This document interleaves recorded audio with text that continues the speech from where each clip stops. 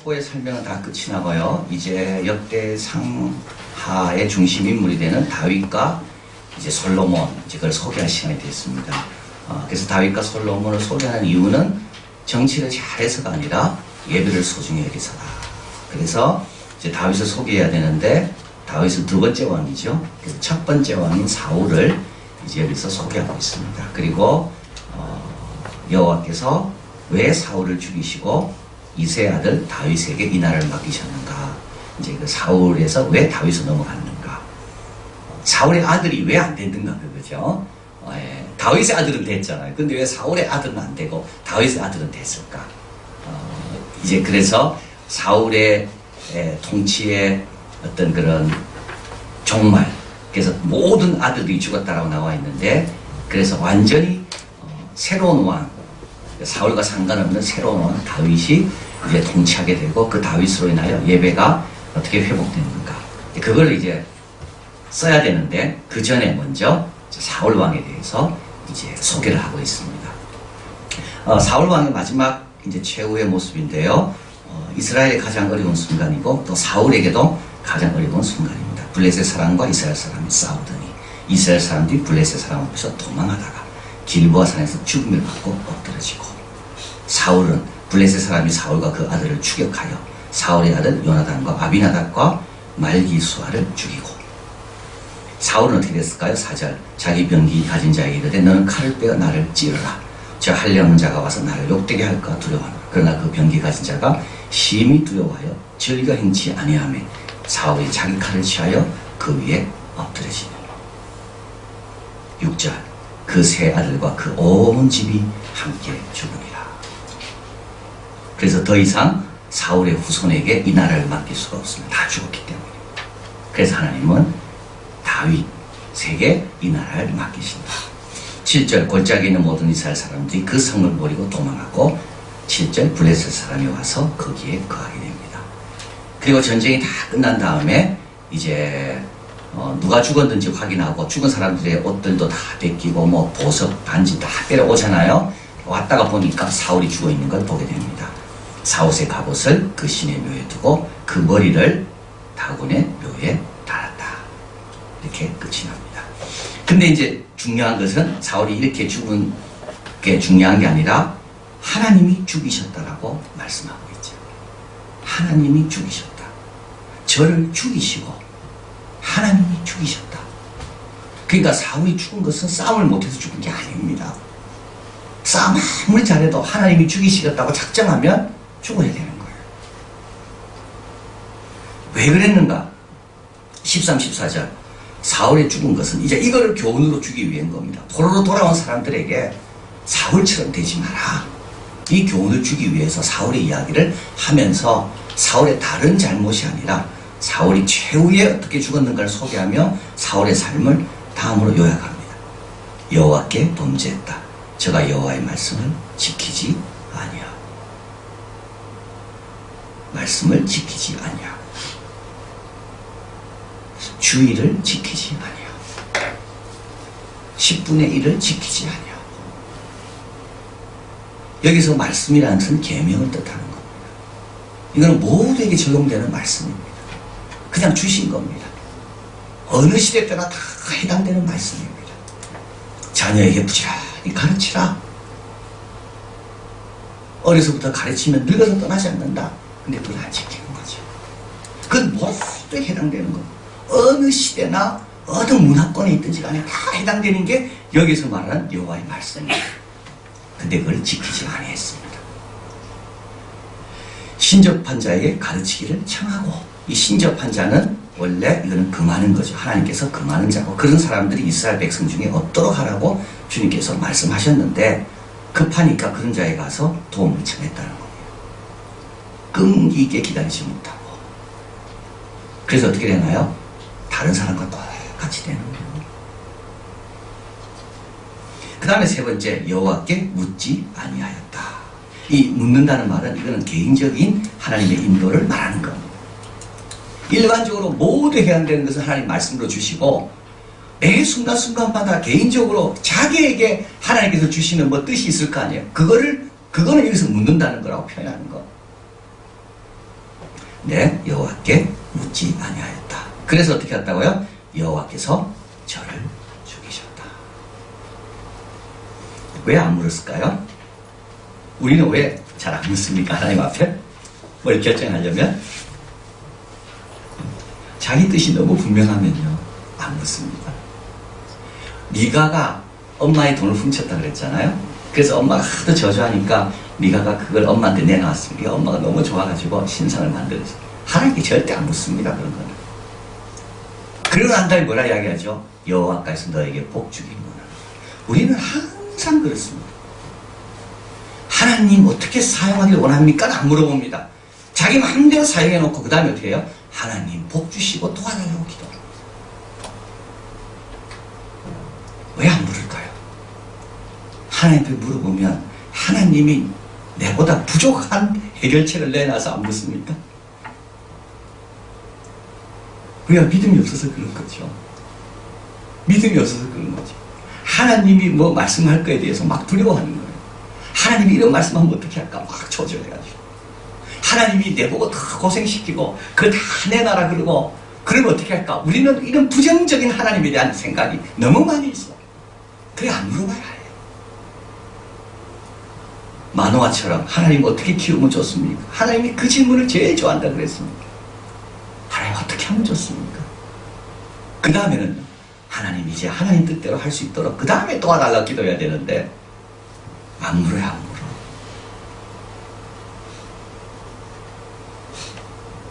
내 원하는 게 너무 분명하고 내 원하는 게 너무 강하기 때문에 또 하나님에 대한 불신, 하나님께서 가르쳐 주시는 대로 하면 손해본다는 생각,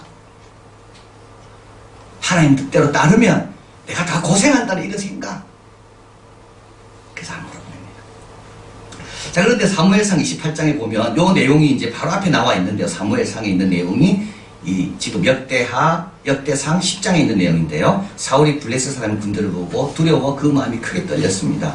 근데 사울이 뭐 했다 그랬습니까? 여호와께 물었다 돼 있죠. 근데 여호와께서 꿈으로도 우림으로도 선지라도 그에게 대답하지 아니하시므로 사울이 그 신하들에게 이르되 나를 위하여 신접한 여인을 찾으라. 내가 그리로 가서 그에게 물으리라. 그 신하들이 그에게 이르되 보소서 엔돌에 신접한 여인이 있나이다. 자, 여호와께서 왜 꿈으로도 우림으로도 선지자도 대답하지 않았을까요? 근데 오늘 여기 상에 보면 안 물었다고 되어 있잖아요. 근데 사울은 물었거든요. 근데 왜 하나님은 대답을 안 했을까요? 그리고 안 물었다고 이야기할까요? 사울은요, 두 마음을 갖고 물은 겁니다. 두 마음. 진심으로 따르려고 물은 게 아닙니다. 사울은 어떤 생각을 갖고 딱 있었는가 하면 한번 물어보고 그리고 신접한 여인에게 가리라.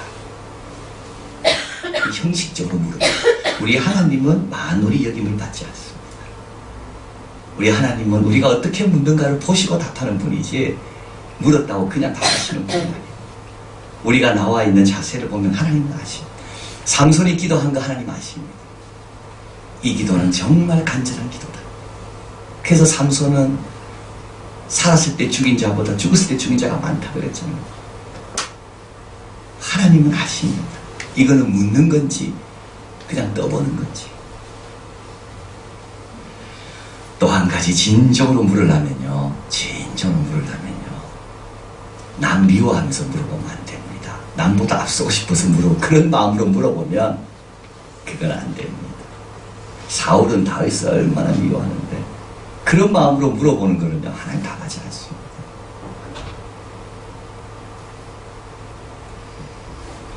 자, 그래서 우리가 하나님 앞에 하나님 뜻을 기다립니다.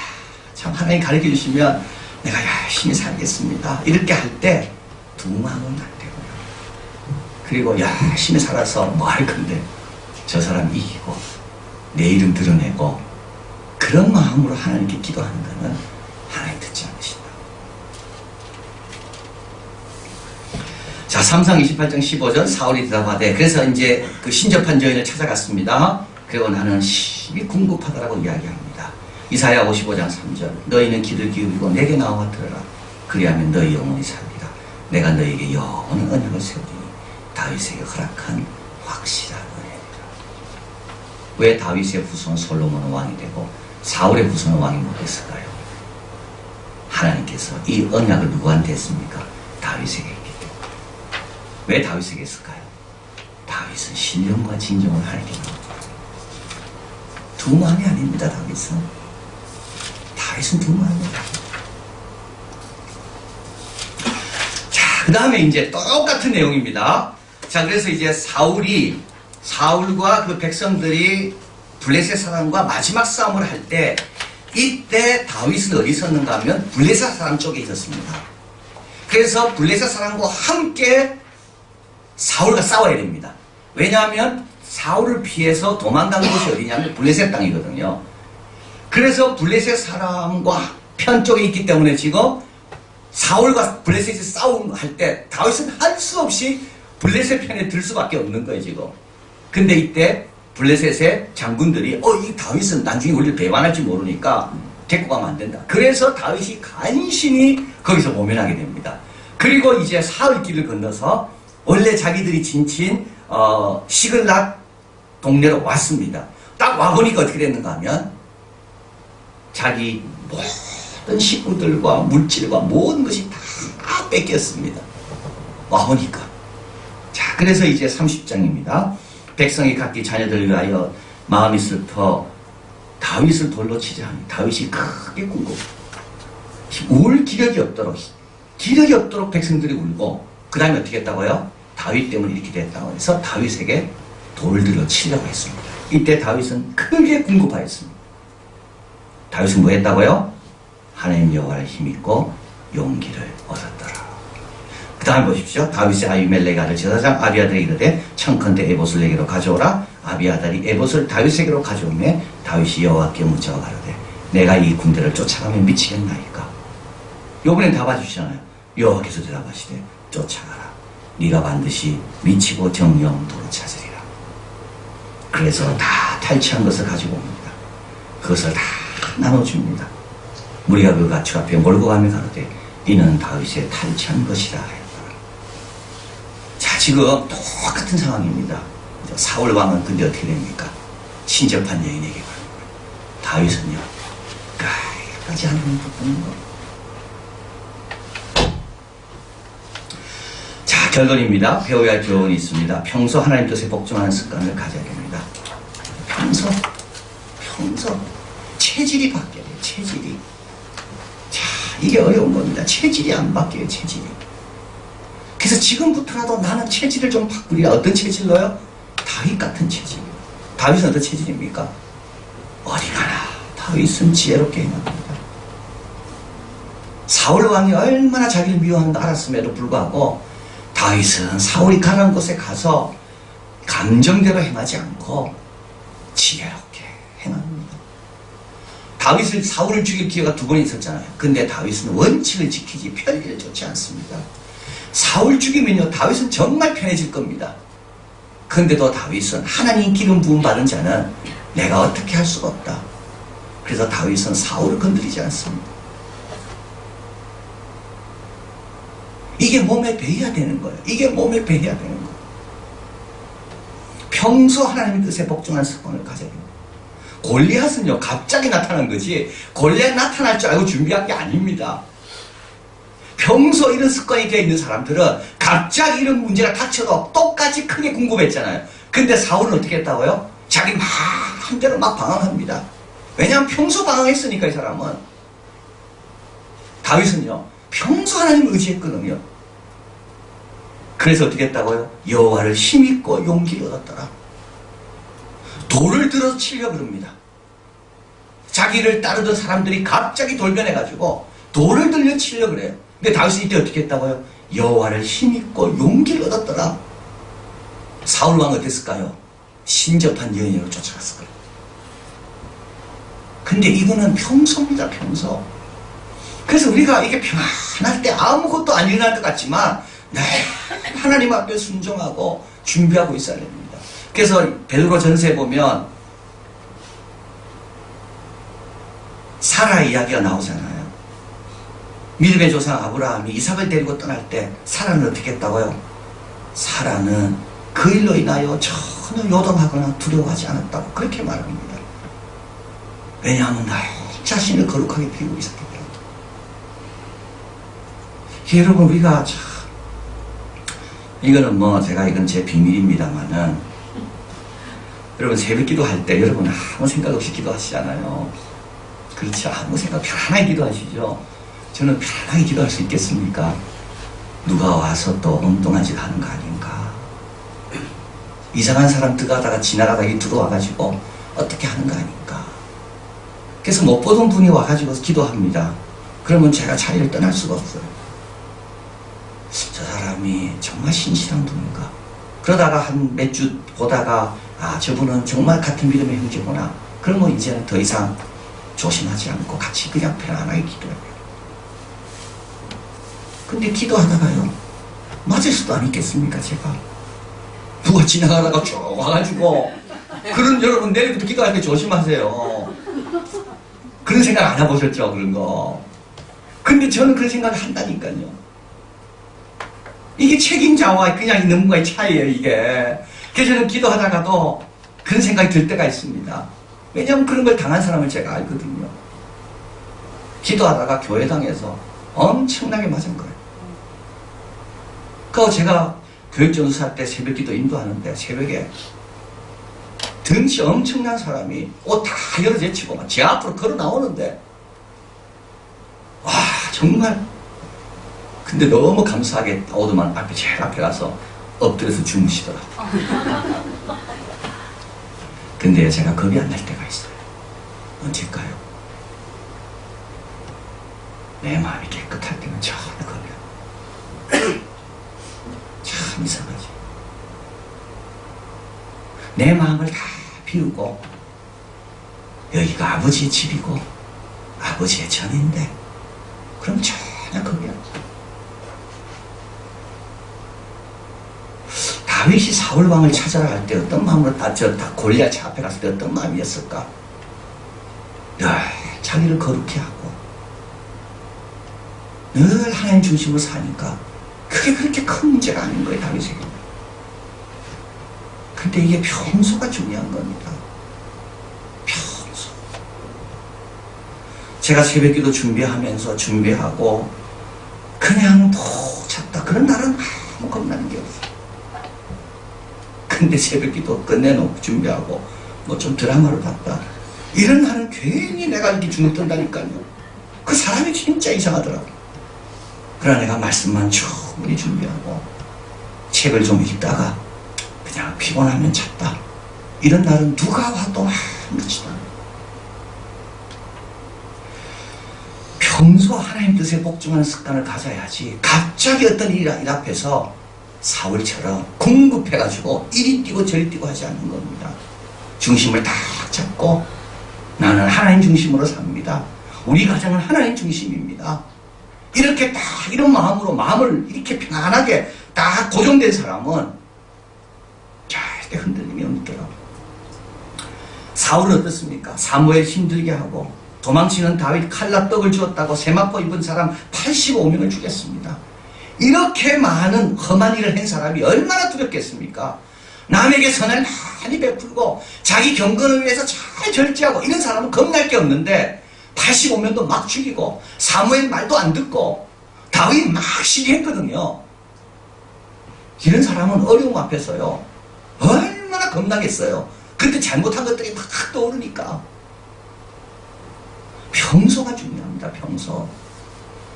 평소 하나님 뜻에 복종하는 습관을 잘 가져야 합니다. 그래서 혹시 여러분 가운데 이렇게 신앙생활 하다가 힘든 경우 있죠. 그거는 뭡니까? 그거는 내가 내 자신이 깰 수 있는 기회라고 딱 여긴 것 같습니다. 이건 정말 힘들어요. 마음이 답답해요. 이럴 때는 어땠습니까? 이때는 내 마음이 조금 더 성장할 수 있는 그 때가 온 겁니다. 이때 성장하면 그런 사람은 언제나 앞으로 나갑니다. 그런데 이때 그걸 깨지 않고 다 남 탓하고 뭐 환경 탓하고 이러면 어떻게 될까요? 절대 성장할 수가 없습니다. 그래서 제 경험입니다만 여러분 혹시 여러 가지 생각들 마음대로 잘 안 되고 힘들잖아요. 답답함이 오르지. 이때는 어떻게 됩니까? 아, 이때는 내가 변화될 때구나. 이때는 이제 내가 성장할 수밖에 없구나. 자꾸 이렇게 하면 나도 모르게 성장해요. 평소 하나님 뜻에 복종하는 습관인 거죠. 두 번째, 아무리 큰 권세를 가져도 하나님 심판으로부터 면제되지 않습니다. 나오미의 고백, 풍족한 중에 나갔지만 어떻게 했다고요? 비어서 돌아왔습니다. 풍족한 게 우리를 절대 지키지 못합니다. 풍족한 중에 나가면요 다 성공할 줄 알았거든요. 그런데 남편 죽고 두 아들 죽고 빈털터리가 되었더라고요. 풍족한 걸 의지해서는 안 돼요. 왕이라고 안전한 게 아니에요. 자, 그런데 오늘 본문에서 참 아름다운 것은 하나님은 사울을 존귀케 하십니다. 길라드 아베스 거민들이 블레셋 사람을 사울에게 행한 일을 듣고 모든 장사가 일어나 밤새도록 가서 사울과 그 아들의 시체를 벳산 성 밑에서 취하여 가지고 야베스에 돌아와서 거기서 불사르고 그 뼈를 가져다가 야베스 에셀 나무 아래 장사하고 7일을 금식하였더라. 야, 이렇게 여호와께 묻지 않고 이렇게 많은 사람을 죽인 사람이지만 그럼에도 불구하고 하나님은 이 사람의 장례를 그래도 영광스럽게 하시는 겁니다. 다윗은 뭐라 고백합니까? 사무엘상 1장 1장 23, 20 같이 읽어봅니다. 사울과 연하된 생전에 사랑스럽고 아름다운 자르니 죽을 때도 서로 떠나지 아니하였더라. 저희는 독수리보다 빠르고 사자보다 강하였더라. 이스라엘 딸들아 사울을 슬퍼하며 울지어다. 저가 붉은 옷으로 너희에게 화려하게 입혔고 금고리개를 너희 옷에 채웠도다. 사울의 잘한 것만이다. 우리 예수 믿는 사람들이 좀 이랬으면 참 좋겠다 생각해 봅니다. 우리나라 전직 대통령들에 대해서 좀 칭찬 많이 했으면 좋겠어요.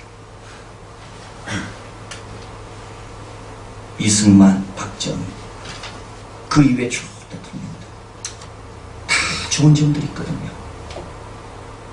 우리 예수 믿는 사람이 다윗의 마음을 좀 가져야 됩니다.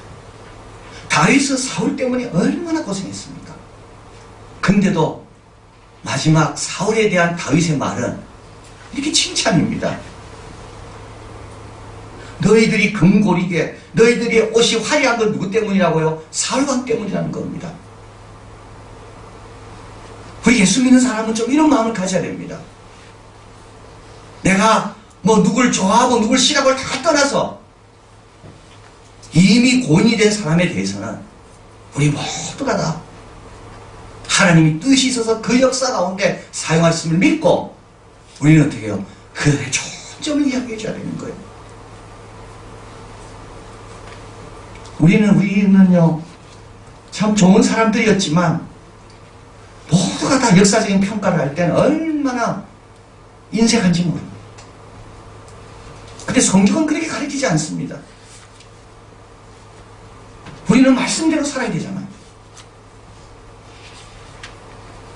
사울 생전에 사랑스럽고 아름다운 자를 죽을 때도 서로 떠나지 않았다.